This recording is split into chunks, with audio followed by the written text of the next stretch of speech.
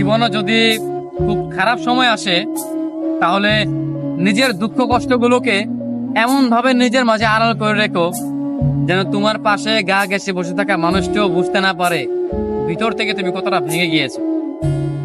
কখনো যেন সে বুঝতেই না পারে তোমার ভীষণ মন খারাপ, তাহলে সে তোমার মন আরো খারাপ করে দিবে। সে যেন বুঝতে না পারে কোন এক অনাকাঙ্ক্ষিত ঝড়ে ঝরে গিয়েছে তোমার জীবন বৃক্ষের সবুজ একটি পাতা।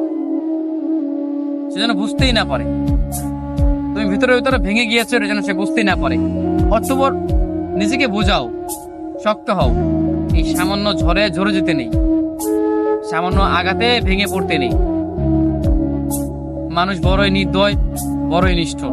ভেঙে যাওয়া মানুষটাকে সে আরো বেশি করে ভেঙে দেয়। তুমি যদি মন খারাপ করে কাউকে কথাগুলো বলো, তবে সে তোমাকে আরো ভীষণ করে ভেঙে দিবে। যদি খুব বেশি কষ্ট হয়, তবে একা একা কান্না করো। দরজা বন্ধ করে একা রুমে নিজের কান্নাগুলো নিজের সাথে শেয়ার করো, নিজের দুঃখ কষ্টগুলো নিজের সাথে শেয়ার করো। তবুও কোনো মানুষের কাছে না যাও, কোনো মানুষকে তবুও না বলো যে তোমার ভিতরে ভিতরে কেমন কষ্ট হচ্ছে, কি সেই অনুভূতি, সেগুলো তুমি মানুষের সাথে